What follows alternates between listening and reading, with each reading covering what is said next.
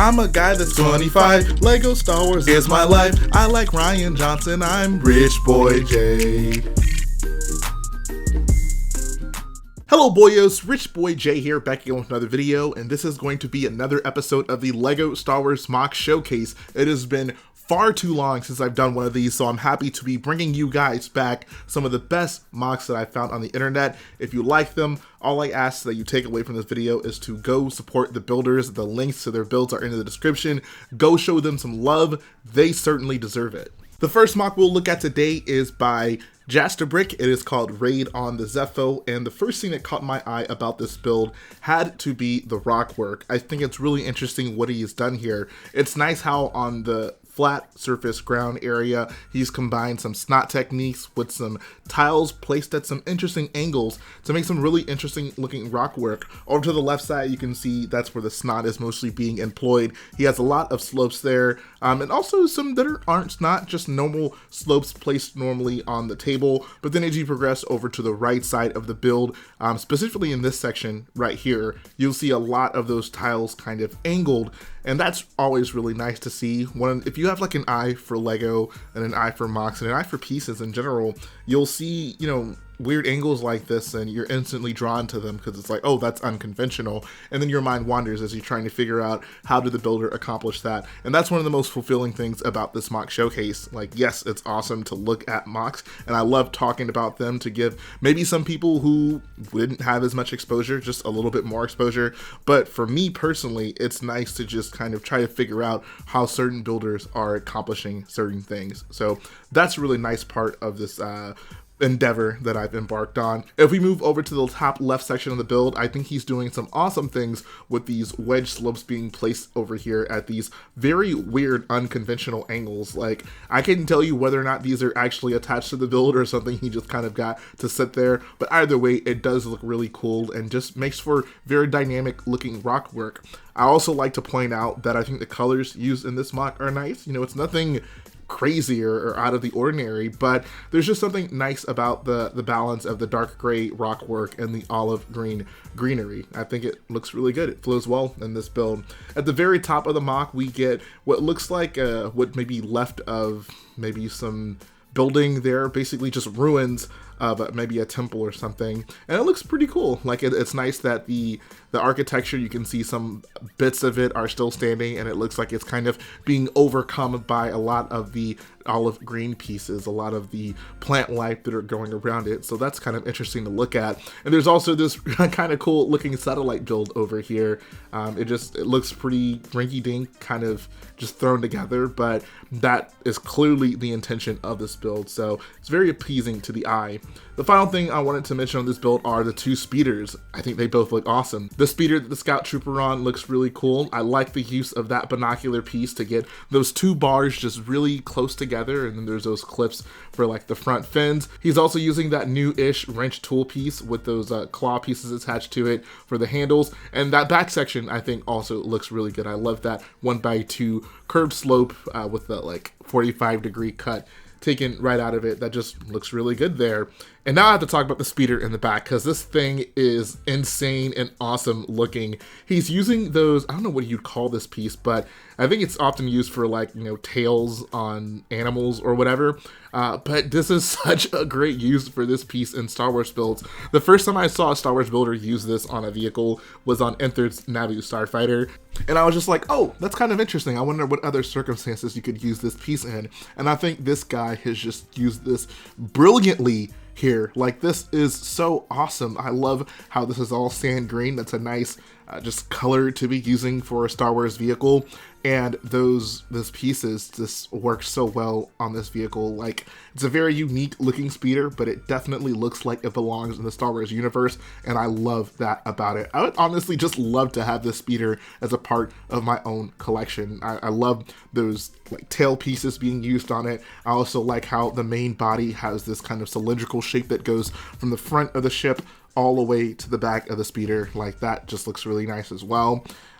Yeah, that thing is just so awesome. Altogether, this is a very nice build. There's so many little just attention to details that you could appreciate about it. The next build is titled Dank Ferrik by Arkum, which is of course a wonderful name for a build.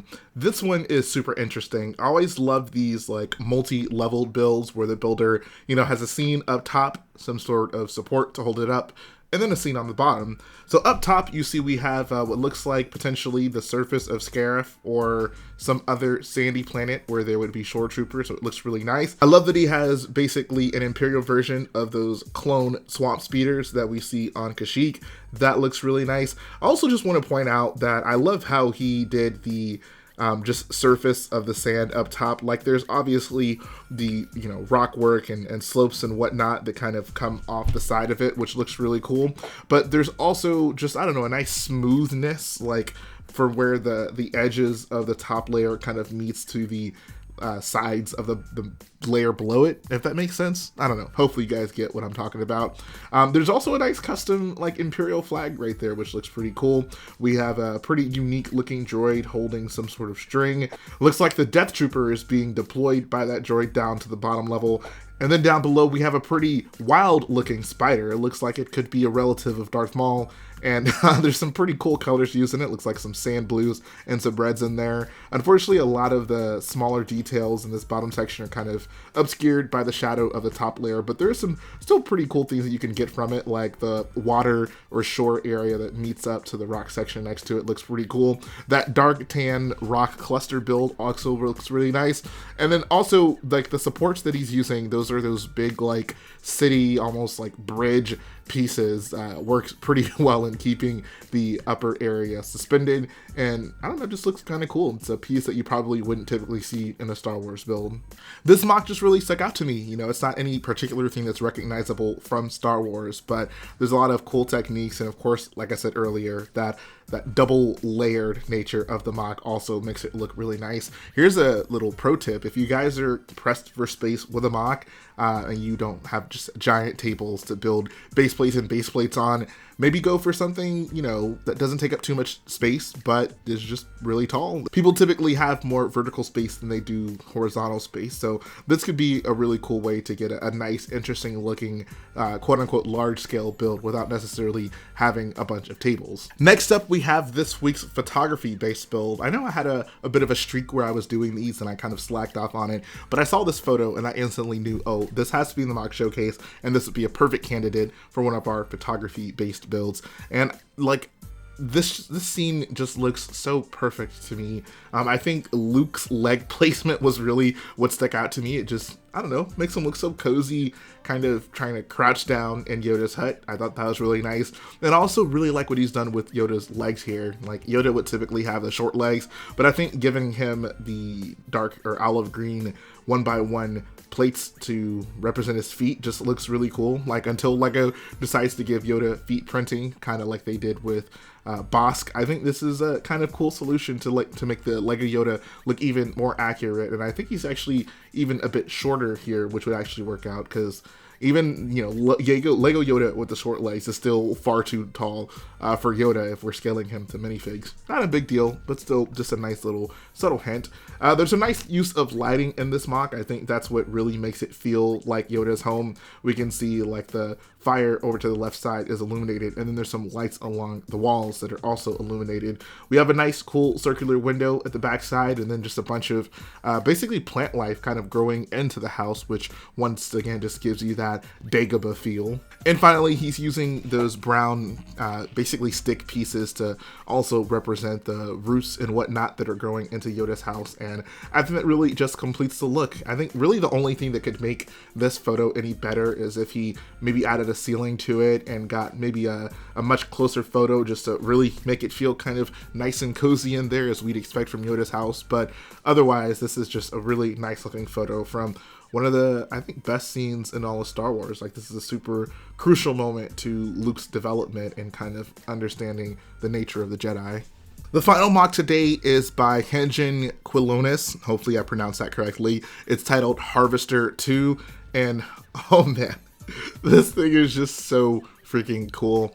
This is just another one of those builds that give me KOTOR vibes. I know I say that about a lot of builds, but you guys have to understand, KOTOR is a really freaking awesome game, and this kind of reminds me of it. There's just a lot of levels on KOTOR where, you know, you land your ship on a planet, then you're off to go explore, then you can meet back up with your ship, and it's maybe, you know, just out in the wilderness, or maybe in a hangar kind of like this. So I don't know, it just made me kind of think of KOTOR. I think the colors also maybe gave me that impression, the dark reds and the grays on the ship. Like, it's very KOTOR-esque. But let's actually get to the specifics of his build. I think we'll start off by talking about the ship. He mentions in the description of this build that this ship was inspired by the Razor Crest and the Bounty Hunter gunship from the Clone Wars, which I can totally see, like just the somewhat shaping of the cockpit and the two giant engines on either side of the ship. Like, I can totally see kind of where he would get that inspiration. I think this ship also kind of reminds me of the Milano from Guardians of the Galaxy, especially with those arch pieces that are used around the cockpit, which is great. Like, that's a wonderful ship to draw inspiration from. I love what he did with the engines, using those 1x6 tiles as sort of vents in them. Really looks nice. I once again love the arches used on the front of the ship. That cockpit also looks just so freaking cool. Like, I love how there's multiple seats on different layers, and how the cockpit kind of stretches around the ship and even wraps around to the bottom side of it. This is just such an awesome custom ship. Like, this is I'd say a pretty unique looking ship, but once again, it fits right into Star Wars. So I give him a lot of credit for that. Like, I've never designed my own ship, and it seems to me like such a daunting task. So whenever someone's able to do it, have it look like a nice ship, and have it look like a Star Wars ship specifically, I give them a lot of credit. This thing looks so freaking cool. Next, let's take a look at a bit of the scenery.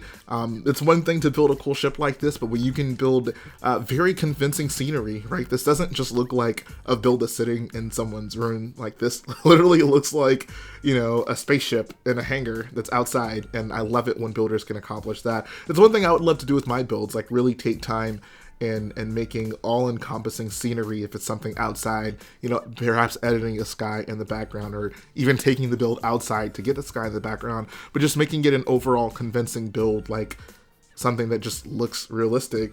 So over to the left side, there's some Easter eggs, I guess you could call them. It looks like there's a Stormtrooper or Sandtrooper helmet laying in the ground with a C-3PO head laying next to it. There's just some nice details on the walls. Like, I like the piping that goes along the middle section of the wall. Up top on the wall, there are some pretty cool looking satellites, and I love how like imperfect the strings look that are attaching to it, and how even the satellites themselves, you know, they aren't just sticking perfectly up, they're kind of at an angle. Like, just little subtle imperfections like that really make a MOC look dynamic and real, you know. They're just certain little things like that stick out to your eyes. There's some nice foliage, some olive green leaf pieces that are strung up against the wall. Those look pretty good. I love the little room that's towards the back with the dark blue Astro Droid just chilling in the hallway. It's something kind of subtle, you know, and if he didn't throw it in the MOC, you know, you wouldn't be like, oh, something's missing there. But because he added it in, it's just that extra level of detail that once again makes this a very convincing looking build. One kind of cool thing about the right side of the build, and I mean it might be a subtle thing to most people, but I like it. I love this little slot in the wall right here, those like reverse slopes that just give you that subtle indentation in the wall. When you're building big walls like these, I think it's pretty easy to just build bricks up and boom, you got a wall. You just want to get a wall built up.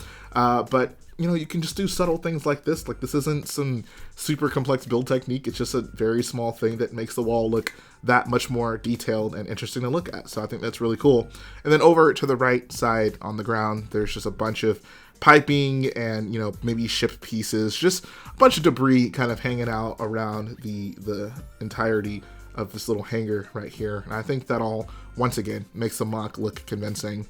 The next photo is really cool. It's basically a shot of the back of the ship, and the lights on the inside of the ship, I think, are a very nice touch. You can even see a bit of a carbonite victim kind of poking out of the back of the ship. You also just get to appreciate some of the details he added to the ship. Like, I think the rear side of these engines look really cool. The ones at the far back, and even the ones to the far sides. Like, I love using those tank tread pieces wrapped around a wheel to get some nice angles with those, I think, 1x4 tiles that are connected to them. I really adore builds like these because, as I mentioned earlier, it's very convincing. It just really helps immerse yourself in the build. I think that on some level, all of us, you know, build these things and we imagine what it would be like, you know, if this were a real environment. You know, what would it be like for if we shrank down to the size of a minifigure and got to interact with these things.